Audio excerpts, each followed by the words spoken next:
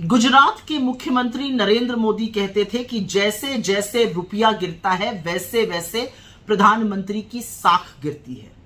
उस हिसाब से तो मोदी जी की साख और प्रतिष्ठा किस गटर में चली गई, इसका अनुमान लगाना ही बड़ा मुश्किल है। 26 मई 2014 को जब प्रधानमंत्री पद की शपथ ली नरेंद्र मोदी जी ने, तो रुपया 58 रुपए 86 पैसे था प्रति डॉलर। आज रुपया 23 मार्च को 83 रुपए 60 पैसे पर पहुंच गया।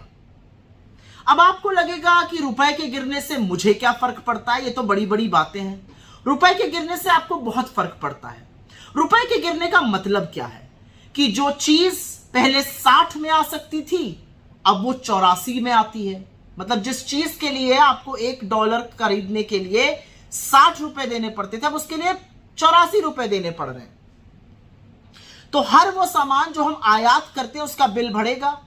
जैसे कच्चा तेल हो गया, कच्चे तेल के लिए पहले जहां पर आप $1 के लिए 60 रुपए देते थे, अब उस $1 के लिए हम मोटा मोटा 84 रुपए दे रहे हैं। तो जब वो बढ़ेगा तो यहां पर भी कीमतें बढ़ेंगी। जब यहां पर कीमत पेट्रोल डीजल की बढ़ेगी, और क्योंकि डीजल से ही ज्यादातर ढुलाई का काम होता है, सब्जी, फल, अंडे, सामान इत्यादि सब महंगा होगा। जब महंगाई बढ़ेगी तो आरबीआई जो है वो रेट बढ़ाएगी महंगाई को कंट्रोल करने के लिए। जब रेट बढ़ेगा तो ईएमआई बढ़ेगी।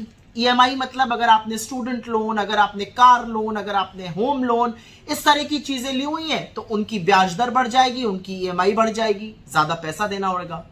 तो रुपए का कमजोर होना अर्थव्यवस्था का कमजोर होना और देश के कमजोर होने पर है।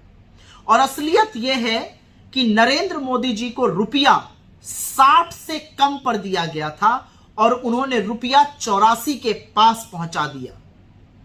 मुझे लगता है कहीं पेट्रोल की तरह शतक लगाने के बाद रुपए में भी तो सेंचुरी लगाने का अंदेशा नहीं है।